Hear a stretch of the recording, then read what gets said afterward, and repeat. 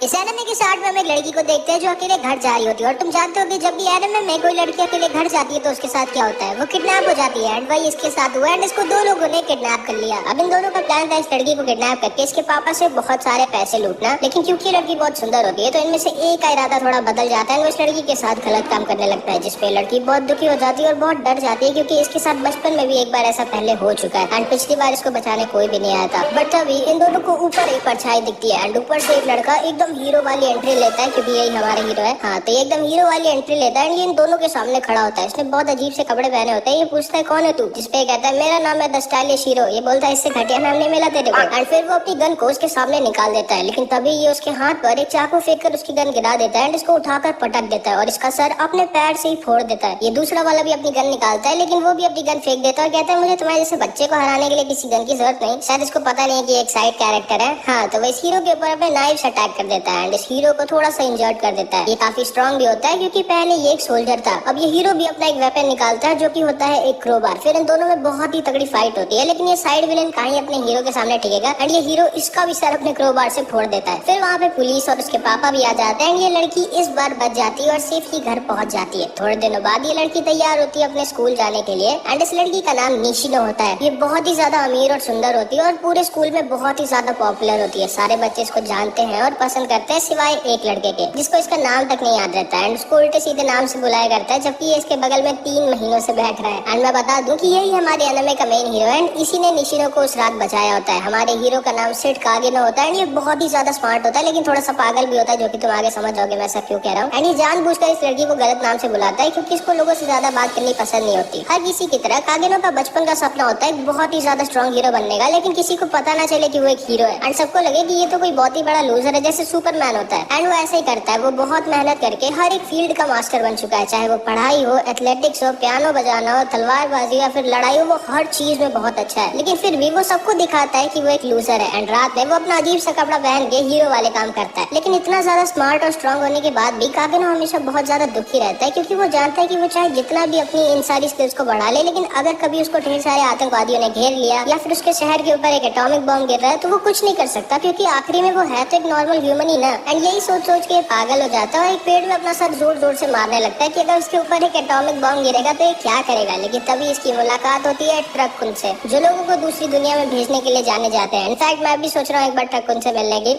हाँ, तो बाकी लोगों की तरह हमारा कागेनो भी ट्रक कुन से मिलने के बाद एक दूसरी दुनिया में पहुंच जाता है एंड इसका जन्म एक ऐसे वर्ल्ड में होता है जहाँ पे मैजिक एग्जिस्ट करता है एंड ये बचपन से ही बहुत ज्यादा स्ट्रॉन्ग होता है, मतलब गॉड लेवल स्ट्रॉन्ग। लेकिन ये यहाँ पे भी ऐसे दिखाता है जैसे बहुत ही ज्यादा एवरेज है। ये जानबूझ के अपनी बहन से हर फाइट में हार जाता है, इवन तो इसकी बहन इसके सामने एक सेकंड भी नहीं टिक सकती। कागेनो सुबह तो एक नॉर्मल बच्चे की तरह रहता है, लेकिन रात में वो एक बैटमैन की तरह बुरे लोगों को मारता है। एक दिन रात में वो ऐसे बुरे लोगों को मार रहा होता है, लेकिन तभी उसे एक अजीब सा क्रिएचर दिखता है जिससे कागेनो अपने घर ले आता है एंड उस पर अपने मैजिक अटैक्स की प्रैक्टिस करने लगता है। देखते ही देखते वो उस पर इतना ज्यादा मैजिक पावर यूज कर देता है कि इस क्रिएचर के ऊपर का कर्स ही खत्म हो जाता है, वो वापस से अपने ओरिजिनल फॉर्म में आ जाती है। एंड ये एक एल्फ होती है। कागेनो उससे बोलता है कि मैंने तुम्हें बचाया, तुम्हारे ऊपर कुछ बुरे लोगों ने जिनका नाम कल्ट ऑफ डायबोलस है, उन्होंने कुछ एक्सपेरिमेंट्स किया था दोबारा से डीमन लॉर्ड को जिंदा करने के लिए, लेकिन वो फेल हो गए थे एंड तभी तुम ऐसी हो गई थी और मैंने तुम्हारे कर्ज से तुम्हें फ्री किया है। कमाल की बात ये है कि कागेनो को खुद नहीं पता था कि वो क्या बोल रहा है। वो कुछ भी उल्टा सीधा ऐसे ही बक रहा होता है कूल दिखने के लिए, लेकिन इससे भी ज्यादा कमाल की बात ये है कि इसने जो कुछ भी बका होता है ना वो सब कुछ सच होता है, जो कि तुम्हें आगे चल के पता चलेगा। वो इस लड़की का नाम एल्फा रखता है एंड उससे पूछता है कि क्या तुम मेरी कल्ट ऑफ डायबोलस को खत्म करने में मदद करोगी। एंड ये लड़की तो इसकी फैन हो चुकी थी, वो इसकी बात को मान जाती है एंड ये बोलता है मेरा नाम है शैडो एंड अब हम लोग साथ में एक ग्रुप बनाएंगे जिसका नाम होगा शैडो गार्डन एंड हमारा मिशन होगा कल्ट ऑफ डायबोलस को पूरी तरह से खत्म करना। वो लड़की कागेनो के साथ उसके घर पे ऐसा मेड रहने लगती है। थोड़े ही दिनों में अल्फा जैसी कुछ और भी लड़कियां उसे मिल जाती हैं एंड उसकी टीम शैडो गार्डन ज्वाइन कर लेती है। एक दिन अचानक से कागेनो की बहन किडनैप हो जाती है एंड इससे पहले कि उसके मम्मी पापा कुछ करते हैं उसकी टीम पहले ही अपना काम शुरू कर देती है। कागेनो अपनी न्यू टीममेट बेटा से पूछता है कि आखिर कुछ पता चला मेरी बहन के बारे में, जिसपे बताती है कि क्लेयर को भी कल्ट ऑफ डायबोलस वालों ने किडनैप किया है ताकि वो उस पर भी एक्सपेरिमेंट कर सके। हमें उनकी कई सारी हाइडआउट्स पता है, लेकिन हमें ये नहीं समझ में आ रहा कि आपकी सिस्टर कौन से हाइडआउट पे। तभी कागेनो मैप पे एक जगह पे पॉइंट करने की कोशिश करता है, लेकिन वो गलती से मिस कर जाता है और गलत जगह पे मार कर देता है। बट वो जिस जगह पे मार करता है वो एक्चुअली में एकदम सही जगह होती है एंड वहीं पे उसकी बहन होती है। कमाल का लक होता है भाई इसका। उसकी बहन को इस आदमी ने किडनैप किया होता है एंड वो उसे बताता है कि अगर तुम्हारे ऊपर हमारा एक्सपेरिमेंट सक्सेसफुल नहीं हुआ तो हमें तुम्हारे भाई को पकड़ना पड़ेगा। फिर जिसको सुनते ही ये पागल हो जाती है और अपनी चेन तोड़ के इस आदमी पे अटैक कर देती है, क्योंकि अपने भाई से बहुत प्यार करती है। लेकिन ये आदमी इसको एक जोर का पंच मार के बेहोश कर देता है, लेकिन तभी इसका एक पीछे से आदमी आता है और इसे बताता है कि हमारे ऊपर एक ग्रुप ने अटैक किया है जिनका नाम द शैडो गार्डन है। एंड उनके सामने हमारे आदमी बिल्कुल भी नहीं टिक रहे, हमें यहाँ से भागना होगा। ये आदमी इस जगह से भागने की कोशिश करता है, लेकिन तभी इसको शैडो गार्डन की 7 लड़कियां घेर लेती हैं। ये आगे बढ़ता है और अल्फा के ऊपर अटैक कर देता है, लेकिन ये अल्फा के सामने बिल्कुल भी नहीं टिकता क्योंकि अल्फा बहुत ही ज्यादा स्ट्रांग होती है। लेकिन तभी ये आदमी एक अजीब सी दवाई खाता है और बहुत ही ज्यादा स्ट्रांग हो जाता है। वो 1 सेकंड में जमीन में गड्ढा खोद के वहाँ से भाग जाता है। बेटा कहती है कि हमें इसका पीछा करना चाहिए क्या, लेकिन अल्फा उसे रोक देती है और कहती है कि नहीं, चिंता मत करो, हमारे मास्टर शैडो भी यहीं पे हैं, उनके रहते यहाँ से बाहर नहीं भाग सकता। क्योंकि असल में अल्फा को ये नहीं पता होता कि कागेनो तो खुद एक्चुअली में खो चुके हैं, बाहर जाने का रास्ता ढूंढ रहे हैं। लेकिन तभी कागेनो के पास ये आदमी खुद गलती से पहुंच जाता है एंड कहता है तुम्हें कैसे पता चला कि मैं इधर से आऊंगा। एंड वो कागेनो के ऊपर अटैक कर देता है। कागेनो उसके अटैक को रोक देता है और उसे कहता है मुझे सब पता है क्योंकि मैं शैडो हूँ, एंड असलियत क्या है वो सिर्फ हम लोगों को पता है। एंड फिर इन दोनों की आपस में लड़ाई हो जाती है, लेकिन कागेनो के सामने ये कहाँ ही टिकेगा, ये बहुत ज्यादा इंजर्ड हो जाता है। एंड कागेनो से कहता है कि तुम कुछ भी कर लो, तुम कल्ट ऑफ डायबोलस को खत्म नहीं कर सकते। जिसपे कागेनो कहता है कि वेल ये तो वक्त ही बताएगा। एंड तभी ये दोबारा से अपनी सारी बची हुई रेड कलर की दवाइयों को खा लेता है और बहुत ही ज्यादा स्ट्रॉन्ग बन जाता है। एंड वो फिर से शैडो के ऊपर अटैक कर देता है, लेकिन शैडो बस थोड़ा सा ही मैजिक यूज करके इस आदमी को मार देता है, क्योंकि मैं पहले ही बता चुका हूँ शैडो बहुत ही ज्यादा स्ट्रॉन्ग है, वो इन सबके लेवल का है ही नहीं। एंड इस तरह से शैडो अपनी बहन को बचा लेता है। फिर इसके बाद हम देखते हैं कि जब नोबल फैमिलीज के बच्चे 15 साल के हो जाते हैं तो उन्हें मिडगार एकेडमी में जाना पड़ता है पढ़ाई करने के लिए और नाइट्स बनने के लिए। एंड वहीं पे कागिनो की बहन क्लेयर चली जाती है और 2 साल बाद कागिनो भी इस एकेडमी में एडमिशन ले लेता है। वो अपने स्कूल में भी एक लूजर दिखना चाहता था ताकि किसी को भी उसकी असली पावर के बारे में पता ना चले। तो वो अपने जैसे 2 दोस्त बनाता है जो असली के लूजर है, जिनके साथ अगर वो घूमेगा तो सबकी नजरों में वो एक बहुत ही बड़ा लूजर और वीक दिखेगा। अब इन तीनों ने शर्त लगाई होती है कि जो भी कल के टेस्ट में सबसे खराब स्कोर करेगा वो कॉलेज की सबसे पॉपुलर लड़की एलसीएल को प्रपोज करेगा, जो कि एक प्रिंसेस है। उसने आज तक 100 से भी ज्यादा लड़कों को रिजेक्ट किया है। अब हमारा कागिनो जो आराम से स्कूल में टॉप कर सकता है, वो जानबूझ के शर्त को हार जाता है। वो एलसीएल को प्रपोज कर देता है क्योंकि वो जानता है कि एलसीएल उसे रिजेक्ट कर देगी एंड इससे उसके एक लूजर होने की इमेज और भी ज्यादा बढ़ जाएगी। लेकिन एलसीएल हाँ कर देती है। अब कागिनो खुद डर जाता है कि अबे ये क्या हो गया। अब कागिनो बहुत दिक्कत में आ जाता है क्योंकि वो जो बस एक लूजर और एक बैकग्राउंड कैरेक्टर दिखना चाहता था, वो पूरी एकेडमी में बहुत ज्यादा फेमस हो गया क्योंकि वो एक प्रिंसेस को डेट कर रहा है। एलसीएल और कागिनो साथ में अपना ज्यादातर टाइम बिताने लग गए। वो साथ में ही खाते, घूमते और ट्रेनिंग करते थे। एंड असल में एलसीएल ने कागिनो को इसलिए हाँ कहा होता है क्योंकि उसकी शादी एक बहुत ही ज्यादा स्ट्रॉन्ग आदमी से तय हो गई होती है जिसका नाम जीनोन है, जो एलसीएल को स्पोर्ट ट्रेनिंग देता है। एंड उस शादी से बचने के लिए एलसीएल ने कागिनो को हाँ कहा होता है। कागिनो एलसीएल से कहता है देखो अब मैं ऐसा नहीं कर पाऊंगा। एंड वो उसे सब कुछ सच बता देता है कि वो बस एक शर्त हारा था, इसीलिए उसने उसको प्रपोज किया था, लेकिन अब वो उस रिलेशनशिप में और नहीं रहना चाहता। एंड वो आगे एलसीएल का बॉयफ्रेंड होने का नाटक नहीं करेगा, जिसपे एलसीएल उसके सामने सोने का सिक्का फेंक देती है। एंड कागिनो पूरी जिंदगी उसका बॉयफ्रेंड बनने के लिए तैयार हो जाता है क्योंकि अपना हीरो है तो बहुत ज्यादा स्ट्रॉन्ग, लेकिन थोड़ा सा गरीब भी है। अब कागिनो हर दिन एलसीएल का बॉयफ्रेंड बनने का नाटक करता है और सोने के सिक्के पाता रहता है, बट जीनोन को उन्हें देखकर बिल्कुल भी जलन नहीं होती, जिसको देख के एलसीएल बहुत गुस्सा रहती है। एक दिन वो लोग एकेडमी के बाहर जाके एक जगह पे आइसक्रीम खाते हैं और वापस जाते वक्त एलसीएल कागिनो को बताती है कि मेरी सिस्टर पूरे एकेडमी की तो स्ट्रॉन्गेस्ट नाइट है और मुझे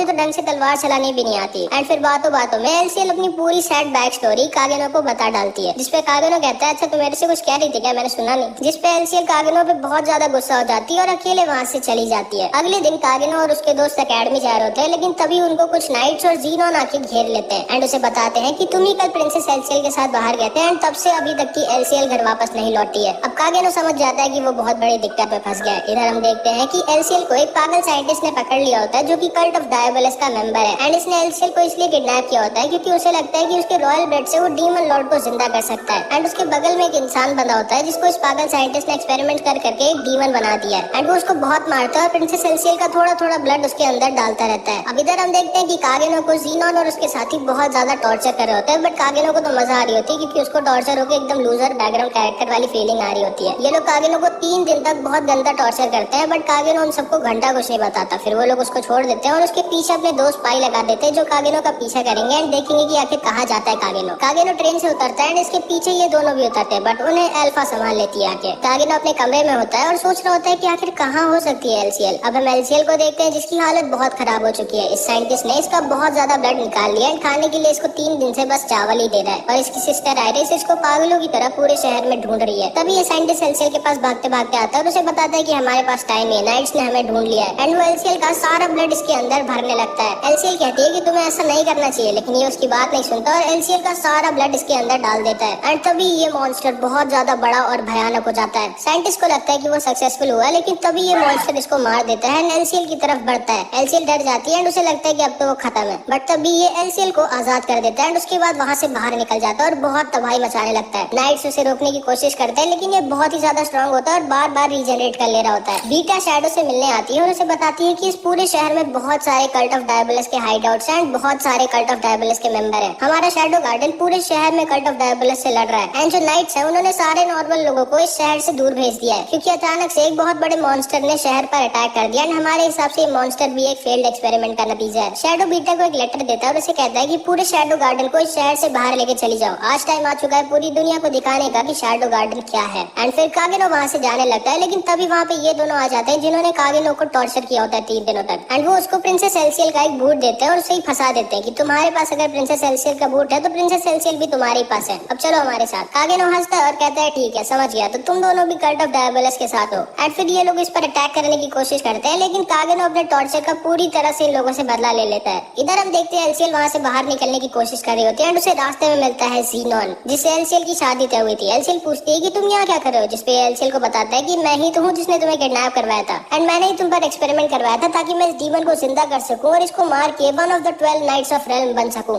एल्सियल कहती है कि मुझे यकीन नहीं हो रहा कि तुम एक ट्रेटर हो और तुम पागल हो अगर तुम्हें लगता है कि तुम उस मॉन्स्टर को हरा सकते हो, क्योंकि वो बहुत ही ज्यादा स्ट्रांग है। एंड वैसा ही होता है, ये मॉन्स्टर इतना ज्यादा स्ट्रांग होता है कि इसको कोई भी ह्यूमन मार ही नहीं सकता। सारे डार्क नाइट्स इसको डैमेज देता है, लेकिन ये बार बार रीजनरेट कर ले रहा होता है। ये अकेले बहुत सारे डार्क नाइट्स को मार देता है, लेकिन तभी एल्सियल की बहन आयरिस वहाँ पे आ जाती है। आयरिस इसे बार बार मार रही होती है, जिससे इस मॉन्स्टर को बहुत दर्द हो रहा होता है, लेकिन वो बार बार रीजनरेट कर ले रहा होता है। आयरिस बोलती है कोई नहीं, मैं तुम्हें तब तक मारूंगी जब तक तुम्हारी रीजनरेशन की एबिलिटी खत्म नहीं हो जाती। एंड वो इस मॉन्स्टर को कुछ ज्यादा ही बुरी तरह से मारने लगती है एंड इस मॉन्स्टर को बहुत ज्यादा दर्द हो रहा होता है, लेकिन तभी वहाँ पे अल्फा आ जाती है एंड आयरिस से बोलती है कि तुम्हें समझ में नहीं आता तुम इस बेचारी को कितना दर्द दे रही हो। आयरिस बोलती है तो मैं क्या करूँ, ऐसे तो पूरे शहर को तबाह कर देगा। एंड तभी अल्फा हवा में उड़ती है एंड इस मॉन्स्टर के ऊपर इतना ज्यादा स्ट्रॉन्ग मैजिकल अटैक यूज करती है कि उसके ऊपर का कर्ज खत्म हो जाता है। आयरिस ये देख के शॉक रह जाती है कि आखिर कौन है ये लड़की जो इतनी स्ट्रॉन्ग है, जिसने एक अटैक में इस मॉन्स्टर को खत्म कर दिया। एंड इसको लेके अल्फा वहाँ से गायब हो जाती है एंड आयरिस दोबारा से अपनी बहन को ढूंढने लगती है। इधर हम देखते हैं एल्सियल गुस्से में ज़ीनोन पर अटैक कर रही होती है, लेकिन क्योंकि ज़ीनोन बहुत स्ट्रॉन्ग होता है तो एल्सियल को एक ही बार में हरा देता है और उसे कहता है कि अगर तुम्हारी सिस्टर इतनी स्ट्रॉन्ग ना होती तो मैं उसी को लेता, बट मे भी शायद मुझे तुम्हारे ब्लड से ही काम चलाना पड़ेगा। एल्सियल बहुत दुखी हो जाती है और सोचती है कि अब वो कुछ नहीं कर सकती, लेकिन तभी पीछे से एक गाना बजने लगता है एंड पीछे से शैडो आ रहा होता है। असल में इसको बहुत हीरोइक एंट्रेंस लेना पसंद होता है, तो खुद ही गाना बजा के आता है पीछे से। ज़ीनोन कहता है कि ये गाना कहाँ से बज रहा है। शैडो वहाँ पे आता है और कहता है माय नेम इज शैडो। ज़ीनोन कहता है मुझे फर्क नहीं पड़ता कि तुम्हारा जो भी नाम है, जल्दी यहाँ से भाग जाओ वरना मुझे तुम्हें भी मारना पड़ेगा। लेकिन शैडो वहाँ से हिलता भी नहीं, तो ज़ीनोन उस पर अटैक कर देता है। अचानक से शैडो उसके सामने से गायब हो जाता है और एल्सियल के सामने खड़ा हो जाता है। ज़ीनोन सोचता है कि आखिर ये इतना तेज कैसे है। फिर इन दोनों में लड़ाई होती है जिसमें ज़ीनोन अपनी मैजिकल पावर यूज कर रहा होता है, लेकिन शैडो बिना मैजिकल पावर यूज किए ही ज़ीनोन को बार बार हरा रहा होता है और उसकी बेइज्जती कर रहा होता है। ज़ीनोन बहुत ज्यादा गुस्सा हो जाता है और वो भी ये दवाइयाँ निकाल लेता है और शैडो से कहता है कि अब तुम देखो मेरी मैजिकल पावर। एंड वो उन सारी दवाइयों को खा लेता है और उसका पूरा फॉर्म बदल जाता है, उसके अंदर से बहुत ज्यादा मैजिकल पावर निकलने लगती है एंड वो शैडो के ऊपर अटैक कर देता है, लेकिन शैडो इसे एक ही अटैक में हरा देता है। फिर शैडो ज़ीनोन से कहता है कि अब तुम देखो मेरी मैजिकल पावर। एंड शैडो अपनी थोड़ी सी मैजिकल पावर अनलीज करता है जो कि इतनी ज्यादा स्ट्रॉन्ग होती है कि ज़ीनोन को अपनी आंखों पर यकीन नहीं होता। शैडो अपनी मैजिकल पावर में पूरी तरह से ज़ीनोन को घेर लेता है और ज़ीनोन डर जाता है कि बिना कोई दवाई के आखिर इतनी ज्यादा मैजिकल पावर कैसे है इसके पास, और वो समझ जाता है कि वो शैडो को नहीं हरा सकता। वो शैडो से कहता है कि तुमने भले ही मुझे तो हरा दिया, लेकिन इस पूरे शहर में अब सिर्फ कल्ट ऑफ डायबोलिस के ही मेंबर्स हैं एंड उन सबको तुम अकेले नहीं हरा सकते और ना तो अब तुम यहाँ से जिंदा बच के भाग सकते हो। जिसपे शैडो कहता है कि एक टाइम था जब मैं सोचता था कि अगर मुझे कभी ढेर सारे आतंकवादियों ने घेर लिया या फिर मेरे ऊपर एक एटॉमिक बॉम्ब गिरेगा तो मैं क्या ही कर पाऊंगा, लेकिन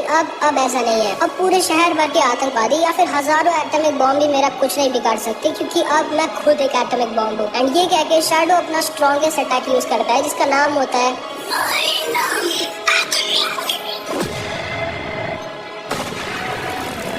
एंड शैडो इस अटैक से ज़ीनोन के साथ साथ उस पूरे शहर को भी उड़ा देता है। सारे कल्ट ऑफ डायबोलिस के हाइड आउट, सारे मेंबर्स सब गए, पूरा शहर ही गया। शैडो गार्डन शहर के बाहर से ये सब देख रहे होते हैं। आयरिस उधर ही के साइड भागती है क्योंकि उसकी बहन भी उधर ही थी। मे भी उसको पता नहीं था शायद कि उसकी बहन अब गायब हो चुकी है शैडो के ब्लास्ट में। इस एनिमे में आगे क्या हुआ वो हम नेक्स्ट पार्ट में देखेंगे, जो कि मैं तुरंत ही अपलोड कर दूंगा जैसे इस वीडियो पे 50 कमेंट्स आ जाएंगे। तो कुछ भी कमेंट जरूर से कर देना।